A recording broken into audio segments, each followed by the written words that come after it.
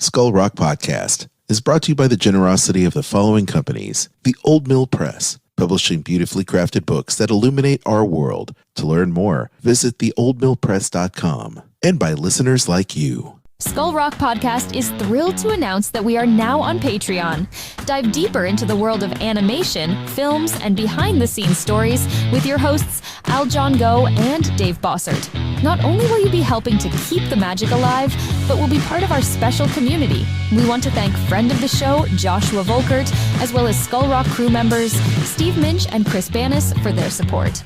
If you would like to join our Skull Rock crew, please visit our Patreon link in our show notes or visit patreon.com/Skull Rock Podcast. Thank you for listening and for your continued support of everything we do.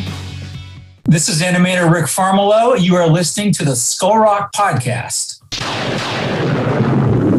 Aye, mateys, remember this as the day you sailed with the Skull Rock Podcast. Proceed at your own risk and mark well me words, mateys. Dead men tell no tale. Welcome to yet another edition of Skull Rock Podcast, the show about all things Disney and pop culture. Every week we take you behind the scenes of some of your favorite Disney films, theme park attractions, performances, books, music, as well as what's streaming, what's in theaters, and what's going on in this universe of entertainment. I'm Aljon, lifelong Disney, Marvel, Star Wars fan and musician and pop culturist. And you can email me, Aljon, A-L-J-O-N, at skullrockpodcast.com. I'm Dave Bossert, artist, filmmaker, author, and welcome to the Skull Rock Podcast. If you love Disney and pop culture, please subscribe to the show wherever you get your podcasts. You can also like and follow us on Facebook, Twitter, Instagram, and LinkedIn. And you can also email me at dave@skullrockpodcast.com. Hi there, Skull Rock crew. I'm Brittany, and I'll be behind the board this week, steering the ship while Dave and Aljon are both on assignment on the high seas. Please sit back and enjoy our final section of our 4-part interview with director and story artist Robert Lence. Skull Rock Podcast, interview time. Well, Aljon, we're back again with story artist extraordinaire Robert Lence. Robert, welcome back to the Skull Rock Podcast. Thanks very much for having me, Dave. And I can't believe it. It's week 4 with you, Robert. This is fantastic. You just can't shut me up. You know what? You're full of great stories, and that's what I love guests who have tons of stories, and you've been a terrific guest so far on the show. Last week we sort of left off where you were going to start talking about teaching and the fact that you got your first teaching gig in 1990 while you were in the throes of working in the industry. So let's pick it up there and tell me how that first teaching class at Cal Arts came about. Thanks, Dave. So I left Cal Arts in 1988 after my second year, got hired as a Disney intern. And then 2 years later, Bob Winquist, who was the head of the department, brought me back to teach. And he used to say, he goes, Robert, you could teach this class, story class. So I was there, and it was kind of odd because there were people I still knew as students. I didn't have them directly anymore. I was teaching like the freshman class, but there were people who were still like in school that I remembered from when I was a student, and I was now back teaching. So that would have been in 1990, my first class in 1990, and it was an amazing class, a deep and talented class in that first year. I'll throw out some names from the first time I taught in 1990, Sergio Pablos. Oh, yeah. Craig McCracken, Gendy Tartakovsky. And they gave me, and I'm holding this mug that Gendy and Sergio and Craig and all of their classmates gave me. Wow, very nice. From 1990, 1991, Craig Maris, Randy Myers, great and deep class. So that sort of got me on the teaching track, and I taught for about 4 years until I went up and left for San Francisco for Pixar.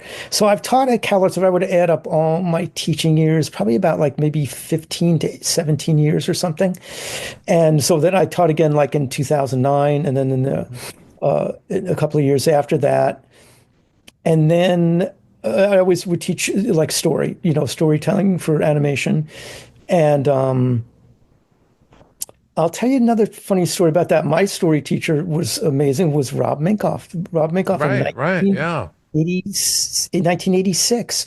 And funny note for CalArts historians, CalArts did not have a story class for like the first 12 years of its existence. When the department starts, It was they focused on character animation. right. It was all in animation. Like Yeah. everybody wanted to be like a 2D Disney animator. Yeah. In my final year at CalArts in 1986, fall of 86, they decide, hey, a lot of people want to go into story or go into storyboarding. And they brought up for the first time two story teachers. And they started with the best. They brought up Joe Rampt and Rob Minkoff. Yeah. Joe Rampt taught the freshman class, which would have included Pete Docter and the Bancroft brothers. And Rob Minkoff taught my class, the second year class. So I had a great story teacher in Rob. In fact, both Joe and Rob were instrumental in bringing the whole improv comedy aspect to animation. They started like a whole wave of that exists to this day. To this day, they bring in improv, acting teachers to the studios. Pixar does it, Disney does it, and was all sort of started by Joe and Rob, who were big fans of like the Groundlings comedy theater. Wasn't Joe part of the Groundlings? Yeah, like you take classes, and he might have even been in like they have like the Sunday show. I'm not sure if he was in that, but he was a big proponent of the Groundlings, as was Rob too. In my Rob took our class like to a Sunday night show. I think it was one of the first times I'd been down to Hollywood. It was the first time I'd seen improv comedy, and he took us as a class down. So that was great that they introduced us to that. And they were, Joe and Rob were both such great actors too, and brought that whole improv comic sensibility to their work and to CalArts and to the industry. So that's a big thing, I think, that they brought that whole sensibility of, in that it has a lot of crossover to what we do as story artists, more so than like if you're going to do like a Shakespearean scene where you're going to memorize all the lines. It's less like that. It's more like, okay, Buzz Lightyear is going to go to Mars and meet some Martians. What happens? Go. And then you got to, think on your feet and come up with the ideas. That's what comedy improv is like. Yeah. And that's what it's like to storyboard at Disney and Pixar and DreamWorks. And I think I think the character animation program at CalArts, and I'll just let our listeners know I'm on the board of trustees of CalArts, so I'm a little biased here, but I'm not giving you any inside information here. All I'm going to say is that the CalArts character animation program, as with many programs, is constantly evolving and changing with the industry. And when they first started the CalArts character animation program, it didn't come in until 6 or 7 years, I think, after the school opened. I think it's 12. The character animation program, no, it started in the later 70s. I don't know exactly when it started, the character animation program, but it started focused on character animation, 2D character, the Disney character animation process, and it evolved and grew, and they added the story classes and other classes into that program, and the program continues to evolve. Right, absolutely. When I went, Dave, probably like with you too, the job we all wanted was 2D Disney animator. That was the job that everybody was dead set, on getting. Now, hanging around with the students now, they're like, they want to do story art, concept art, or be like a showrunner, have their own, series on TV. Yeah. And so from that first class that you did, how has the teaching changed for you, and how has it evolved for you? So, CalArts has just, gone up and up and up. It used to be, it was always hard to get into. Now the acceptance rate is like Stanford and MIT. It's like Harvard and MIT. It's like 6 or 7%. It's really, it's still an amazing program. It's so hard to get into, but if you get in, it's still just an amazing. Yeah, they still only accept 30 students a year into each class. The difference is like so many more apply now. Really, people apply from around the world and everything. Yeah. But it's not impossible, and people do it. So, I've taught in the regular character animation department, and then now I teach for CalArts Extended Studies. It started like with the pandemic, that every university sort of has more of like an outreach to the public now. All the schools do this now, and CalArts now has that where they've hired like a dean and made it a separate school because it's become such a big thing. So I teach, the first time I taught that, I think, was 2013, where we did a summer animation residency on campus. And that's continued. And I've taught that for like 12 years.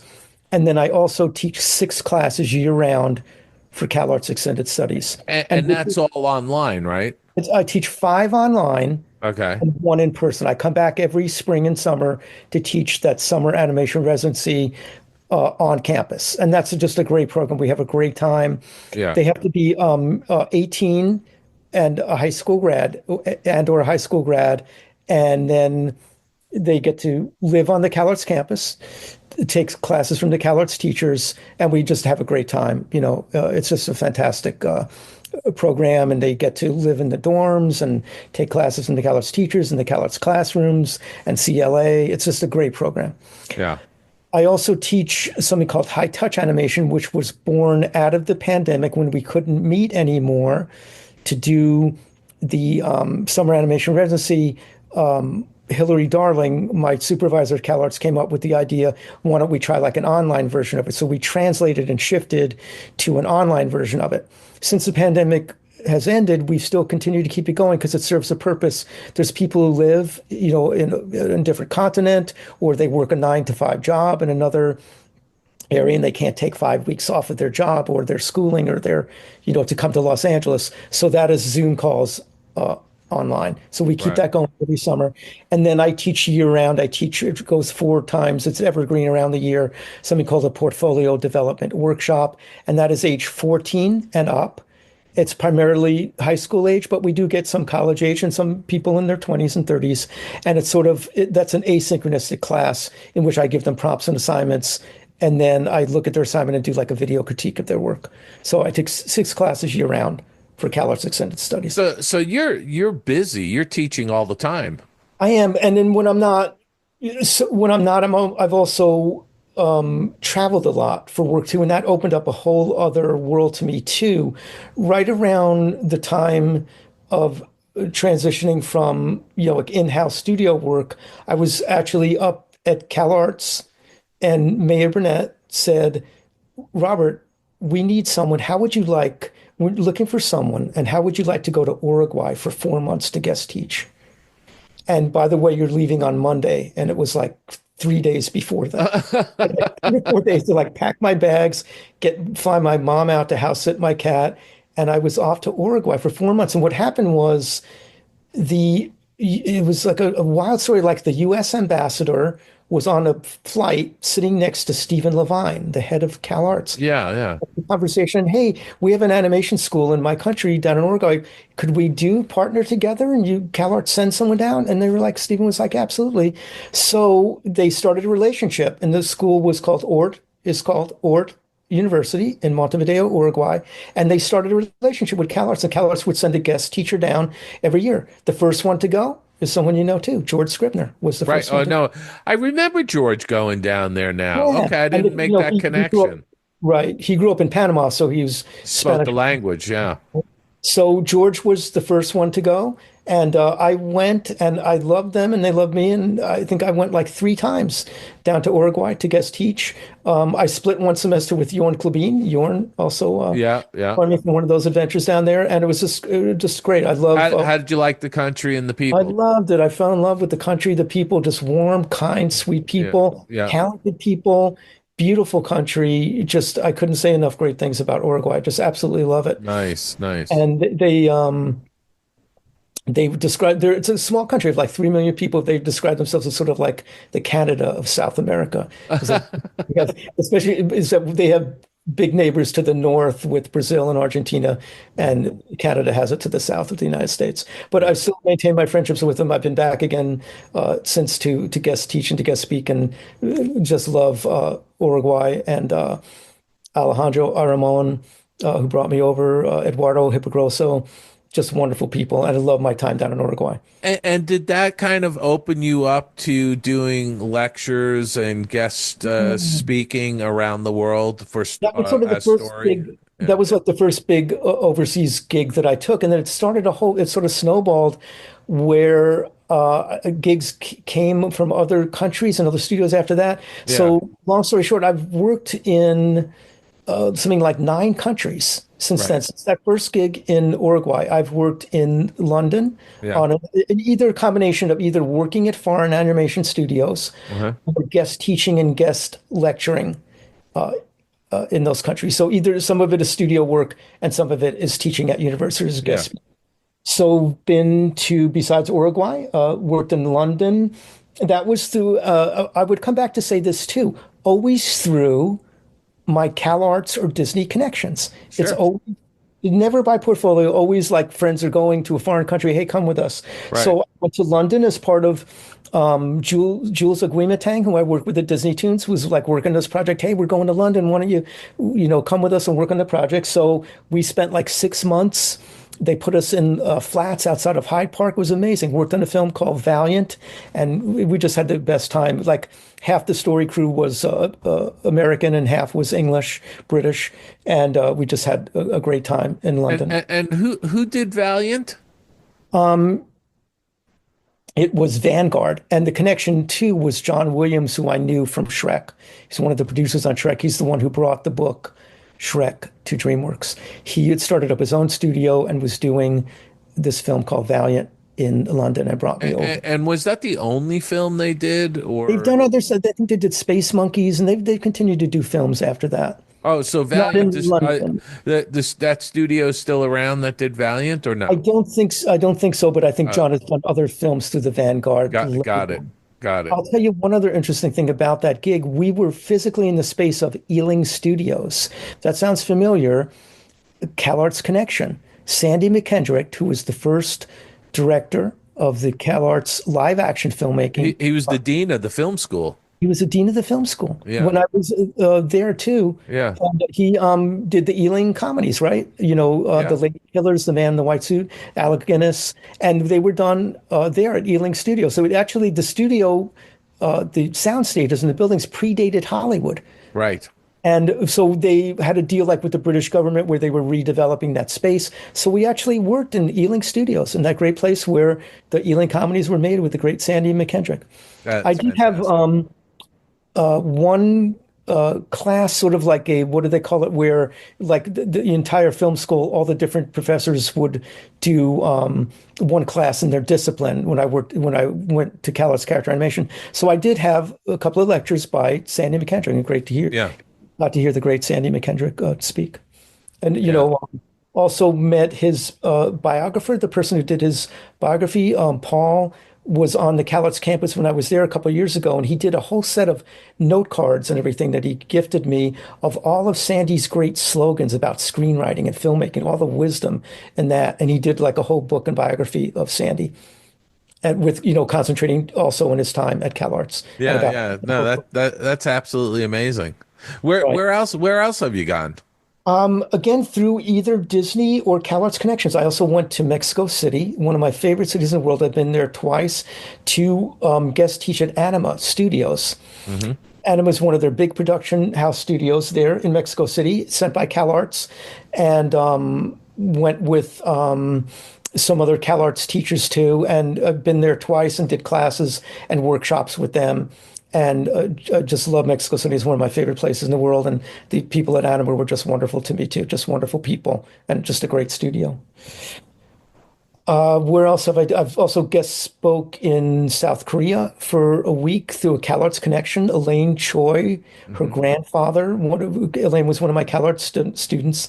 Her grandfather founded the school, Chungkang University in Seoul, South Korea, and they brought me over for a week to guest teach and to guest speak. I actually just ran into them again. They had a whole contingent there at CTN Expo in Burbank. We went out to dinner with them one night, and Mike Wing, who was one of my CalArts And Mike Wing, I hadn't seen him. Gosh, it had to have been 15 or 20 years, and he walked up to me, goes, "I bet you don't remember who I am." And I looked at him and I said, "Of course I remember you, Mike," and because, he made such an impression, not only because he's a great talent and a really nice person, but I always remember, this is a guy whose family escaped communist Vietnam. He was part of the boat people. Yes, amazing story. And that exodus of boat people out of Vietnam back in, I guess it was the late 70s, or after the US withdrew from Vietnam, but his family made it to Los Angeles, and it's such a great story because he became a great success in the business. Yes, absolutely. I went to CalArts with Mike. He was a couple of classes older than me. We were in the same intern class at Disney and started at Disney on the same day and got to know him then. And he was always so good. Like he would send, work at Disney all day and send money back to his family and everything. Just a humble, sweet man and an amazing talent too. He did amazing student films at CalArts, and he's got his a long time film. He's working on My Little World, right? The movie about the kids playing soccer. Yeah. He's still working on that and hopes to get that out and everything too. Yeah. So just reconnected with Mike is great too. And when you hear those stories, I find those stories incredibly inspirational. Because it just says to the audience listening to these interviews, it doesn't matter where you come from. Yes. The only thing that matters is your drive and your talent. Absolutely. Mike, great resilience, great talent, great, kind, sweet, and resilient, man who overcame a lot to have a place in the animation industry and the business. Yeah, absolutely. Now a great teacher too there. Where else have I been? I've also been to China. How did I end up in China? Again, CalArts and Disney connections.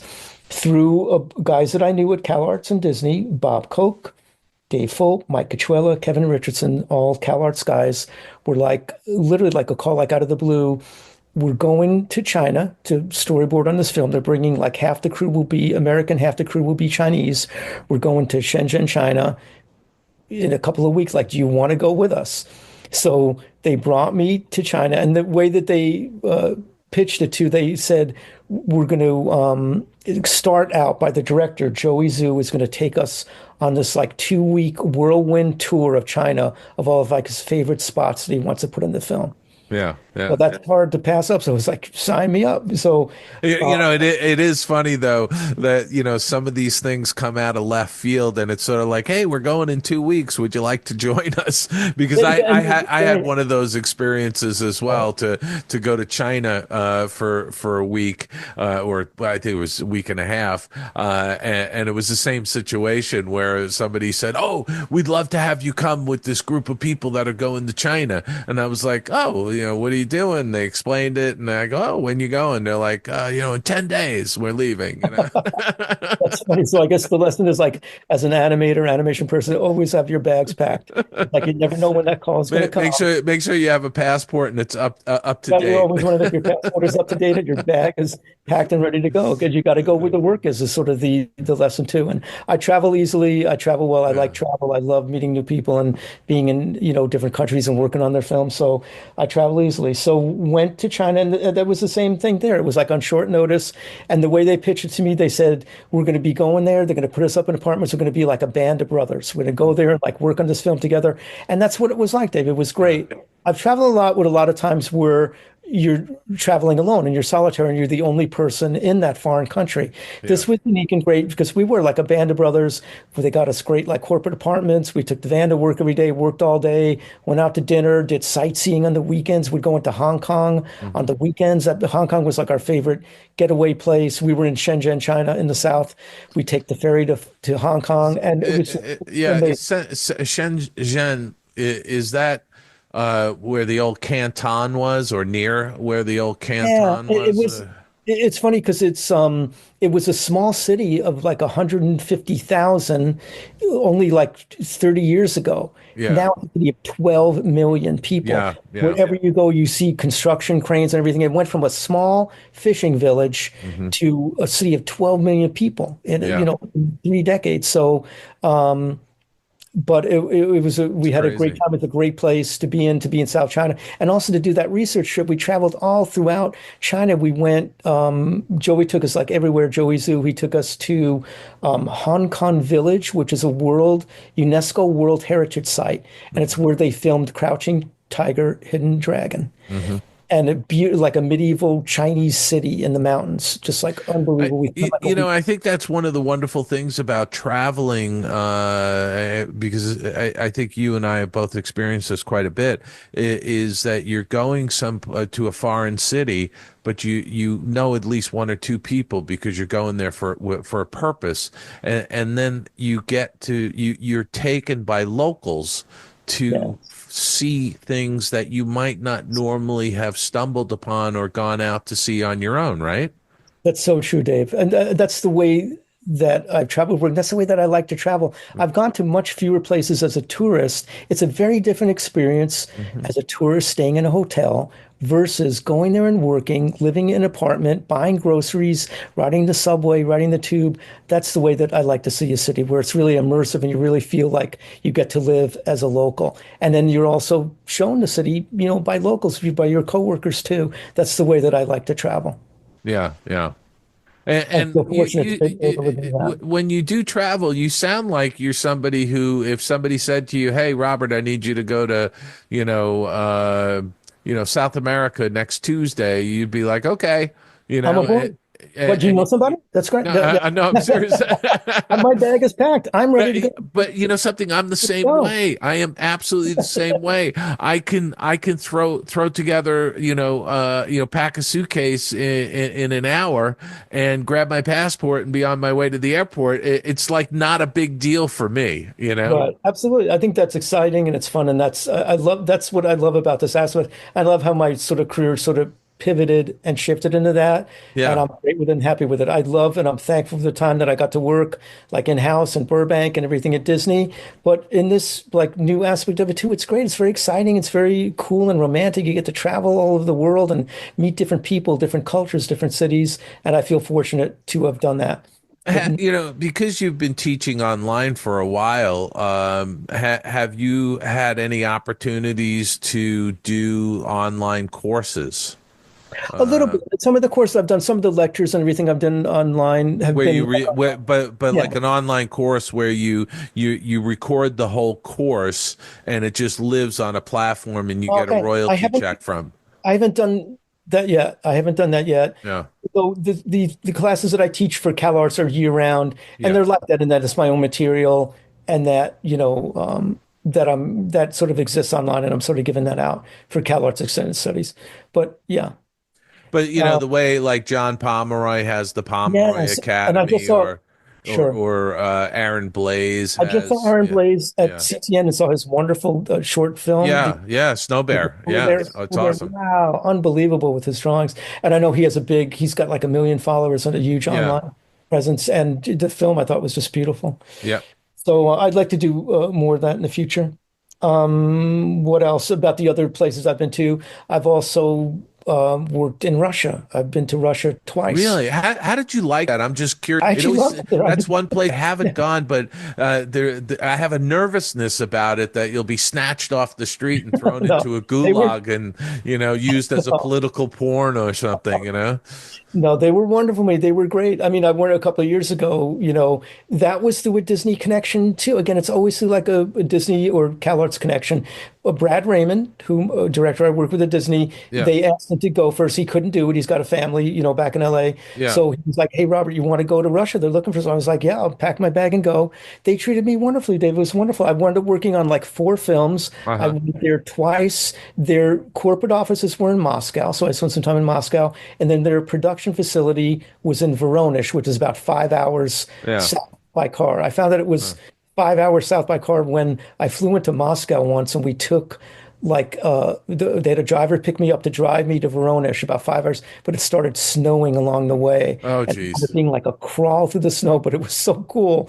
And he got me there safely. And it was just so beautiful. It was such like a beautiful memory of like the Yeah. snow gently falling and Voronezh was actually a beautiful city in the south too. There was a major battle there in World War II. Yeah. But that made me great. Vladimir Nikolaev was the head of the studio and the director and producer of those films, and just treated me wonderfully. And everyone I have still have friends there, and they were just wonderful to me. It's some of my favorite travel memories. They were just great to me. I actually have a project that I'd love to do someday, but it would require me doing some research in Russia.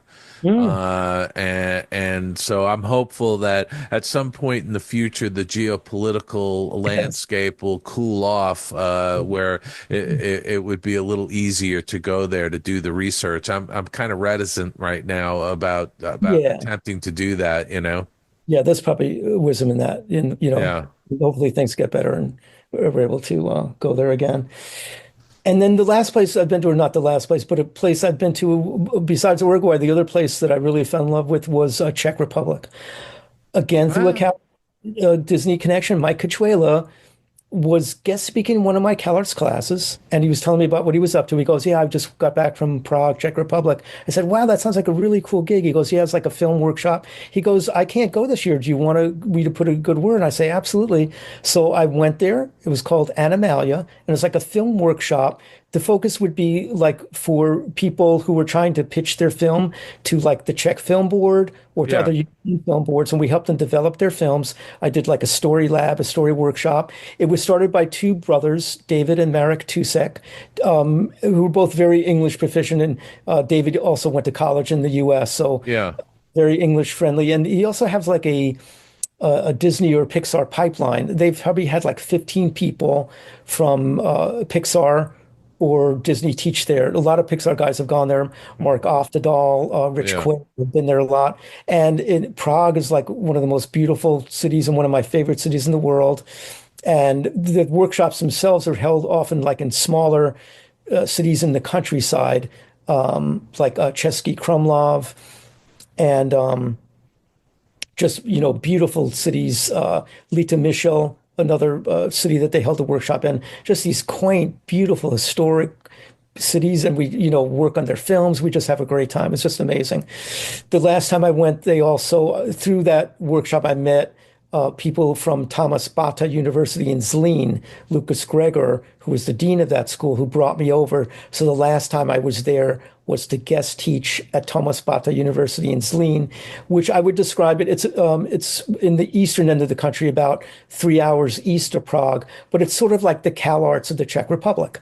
Wow. They have a character animation program, and that's the way I would describe it. Sort of like their focus is character animation, and sort of like the CalArts of the Czech Republic, the CalArts character animation of the Czech Republic. How do you, if you can, how do you view European artists at some of those programs compared to this country? Do you feel they're more disciplined, or are they just all similar? No, very, very good question. I think that, with the internet and everything, people have seen films from all over the world, and there's sort of like a commonality to it now where like people are up on stuff. It's not like it would have been, decades ago where you maybe wouldn't have got to see films unless you went to a festival of Czech films. Now everything is online. Those students at Thomas Bata University, we helped them develop a project at Animalia. And their film was amazing. It was 3 students. They were nominated for a Student Academy Award.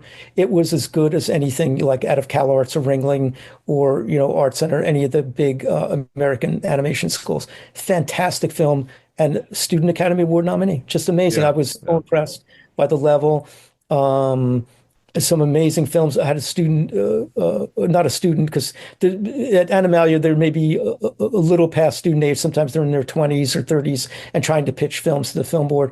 And they also draw students from throughout Europe. And we had an Israeli student do like an amazing stop motion film. And I thought, this film could win festivals around the world. Anywhere you could, show this film anywhere. It's amazing films. Over the forum. I've always had this impression that European animation students are just more disciplined. than students in the U.S. That's just, Well, I mean, I guess it's a little bit of a bias on my part when it comes to what I've seen in portfolios from European artists in comparison to what I've seen here in the U.S. they take their animation seriously, and like Yeah. in that area, Prague and Czech Republic is a great history in animation. Yuri Trinka and all the great, animators from that region and everything. Yeah. They take their animation like very seriously. So, it's a great big world out there. As to if they're more disciplined, I mean, if you go through that CalArts character animation program now, like that's a tough, program, and they're, the students that I know are in it now, they're always working. It's a Yeah. tough gauntlet to make it through, in a tough program to make it through. And so I would say, like, if you were in CalArts character animation now, like you were committed to animation and you were working very, very. And I think you made a good analogy earlier in the conversation, saying it's like MIT, getting into MIT or Harvard. It's just the top of the top, right? Yes, and we have students apply 3, 4, 5 times. Yeah. Not easy to get. I didn't get in the first time I applied too. It's Is tough. that right? Yeah, I did not. I did not get in the first time I Yeah, applied. yeah. So it's tough. And it's the acceptance rate. I looked it up one time, and it is like, Harvard and MIT are like, 6%, and Yale and Stanford are like 7%, and CalArts character animation is 7% the last time I Wow. searched. So, Yeah. pretty tough. It's amazing. Yes. But, it's a different world as like when we entered the industry, David, when we went to CalArts. I mean, back then in the 80s, like the only game in town was like CalArts and Sheridan, right? Those were the two big Well, animation. there was CalArts Sheridan. I also say there was School of Visual Arts in New York City. Right, yeah. And, And Tom Sino and Michel yeah, Connor. yeah, because they had an animation program. It wasn't as well known, but still, I mean, I think Ralph Bakshi went through School of Visual Arts. Okay, right. I shouldn't say that. Yeah. We're both New Yorkers too, so Yeah, yeah. happy to get the New York Art Schools as well. And then you had Ringling down in Florida that eventually had an animation program, but the Ringling School of Art was there. Right. And I've seen some of the Ringling student films I've seen are just amazing too. It's like Yeah. very, very high level. Yeah. Right. But- They work but on then- group projects. They're amazing stuff. But since then, there's been an explosion where every little college, there's for-profit colleges that have popped up all over the country that have animation programs. And frankly, Robert, I don't know if you've experienced this, but I've looked at portfolios from some of these places where I'm looking at a senior portfolio who's somebody who's graduating, and the portfolio is so rudimentary and so, awful, really, that I wouldn't have even considered it to accept the student into a program. Wow. And yet some of these for-profit universities are just grinding people out that don't really have the level or they're not at the level they need to be entry level into the industry. Yeah, that's probably true, Dave. I mean, it's so prolific now. There's so many. It just seems like every university has like an animation department. But for the top places, there's a reason why that the top, the CalArts and Art Center and Gobelins in Paris too. That's the reason why they're so hard to get into. And you just look at the faculty and everything that we had at CalArts and everything too. It's sort of hard to beat. I mean, our teachers were Rob Minkoff and Glenn Keane and Chris Barker. Sure. Yeah, absolutely. And Mike Giamo's taught up Michael there. Giamo was right. I think Ed Gertner's taught up there, and Michael Giamo was huge.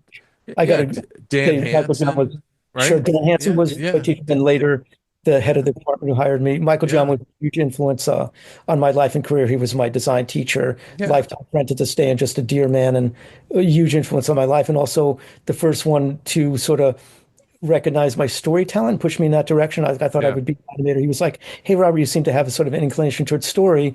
Have you ever thought of that?" And I was like, "What does a story person do?" And he sort of got me on the road of that too. So I'm always indebted to Michael Giamo for that. So at this stage of your career, you're going to continue teaching because you enjoy it. You're going to continue to travel and lecture because you enjoy it. Yes. Yes. And are you working on any projects? I noticed on your IMDb there's a Dinosaur Empire 2024 Yes, and that listed. is the connection.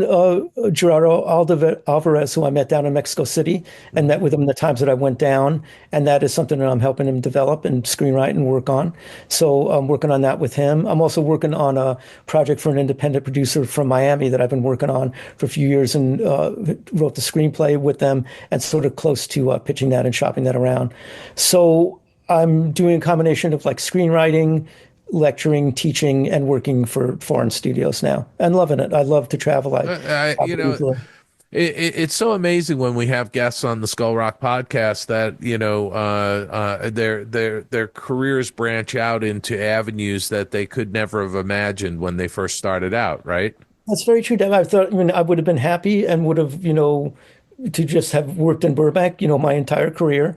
And, and then when that didn't happen, or when that shifted, in the same way that I said, like, sometimes you pitch an idea and then you get notes back and you're like disappointed, but then it winds up spinning off in another direction. So my career spun off in another direction that I'm loving. I love meeting people and going around the world and traveling. And I love working with students too, and sort of helping young students develop their talent and seeing their talent, seeing their genius and their spark, and helping them sort of to grow that spark of creativity. Yeah. So I'm loving what I'm doing. That's awesome. Even That's though it so was awesome. different from what I originally thought, I'm loving, traveling and teaching and working and visiting foreign countries and working with young people, and sort of, like you, like giving back to the community, giving back to the animations community. I really do think though that you have to, in this business, just roll with the punches, so to speak, that when the opportunities present themselves, you need to grab them and go, and not be fearful. Yes, a very good point, Dave. And like you said, have bag will travel. Always like have, your pencil and your Apple pencil and your bag, and that bag ready to go and will travel. You got to go where the work is in this business. Yeah, You got to be able to travel at the drop of a hat, and I wouldn't have it any other way. I love that aspect. That's awesome. Do you have any advice for that person that may be listening to this interview on our podcast and is thinking of going into animation or getting into story? What advice would you give to them?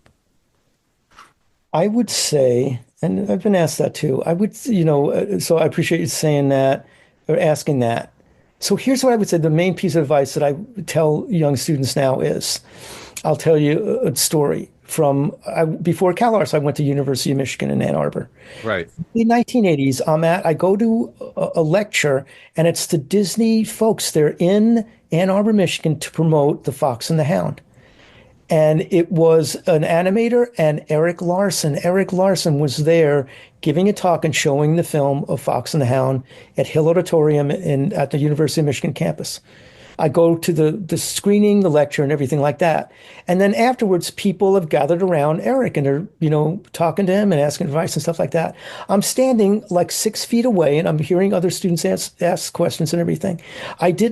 I wasn't bold. I was timid. I didn't go up to him and shake his hand and introduce myself and say, hey, my name's Robert. I do cartoons here at the school paper. I love animation and cartooning. How do I get into it? What do I do? I've taken the film classes here. What do I do? Had I had said that, Eric Larson, who it turns out is like the most approachable man in the world, and also was tasked with, it made it his specialty to train young talent, young people, he probably would have said, oh, let me tell you about, we do training programs in the studio, and the CalArts is the place to go, and you want to go to California and you go to CalArts and stuff like that. I did not have the boldness to ask, so I did not get the information, and because of that, I finally found out about CalArts like years later and wound up going sort of later in life. I entered CalArts at age 27 and left at age 29. That could have like cut 5 years off of my life and career. But you learn as you go. But that would be like my number one advice to young people, like to have boldness, to reach out. Like it's like that. Go up, shake their hand, look them in the eye, and ask. Be bold and ask. The worst you can get. You don't want to be annoying either. You don't want to be. You just read their body language. If they pull back, they're reticent. Then you pull back too, and that's it. But be bold. Go for it. Ask them. They have someone standing 6 feet away who's a Disney legend. go ahead and be bold and ask them. And that's one of the things that I love about the business we've been in, Robert, is that everybody's approachable. You can go up and shake hands and talk to anybody you want to and coldly introduce yourself. They're not going to bite you. And just about everybody we've worked with, you mentioned Glenn Keane, some of the top animators, they're not untouchables. They're down-to-earth people who are really nice. And you can walk up and introduce yourself and ask a question. They're not going to bite. Yes, isn't that true, Dave? And that there's, most people are just approachable and wonderful and sweet and more than happy to help because they were in the same position as you two. I think Walt Disney set the tone, right? He set the tone. He wasn't like, I'm Mr. Disney, I'm Disney legend, I'm Academy Award winner. No, he was Walt. I'm Walt. I'll look you in the eye and shake your hand and call me Walt. Don't call me Mr. Disney. That was my dad. Call me Walt. That set the tone early on of humility in our industry and approachability in our industry. Yeah. That's it. Well, those are great words of wisdom, Robert. Well, I'm just thrilled that we've had this chance to talk over these 4 episodes here on the Skull Rock podcast. It's just been a while since we've had a chance to catch up, and I really thank you for coming on the program and sharing your wisdom, your career, and your advice to those who want to get started in the business. But boy, you told some great stories, and they were really enjoyable. Thank you so much, David. I really thank you for your graciousness in bringing me on and letting me be your guest on these 4 times, and to Aljon as well. You have a wonderful podcast. I listen to it all the time. I got to say, it's always on in the background, and I appreciate you. And thank you so much for being gracious host and bringing me. It was our pleasure. Thanks, Robert. And we'll see you soon. Okay. Take care. Thank you so much, Dave. I'll see you soon. Thank you so much. Thanks again. Hey guys, you ever seen that really old movie, Empire Strikes Back? Know that part? Where they're on the snow planet? With the walking thingy? Skull Rock Podcast. Maybe the kid's onto something. Don't forget, if you love what you heard, be sure to like, share, and subscribe to our show everywhere you get podcasts, including YouTube.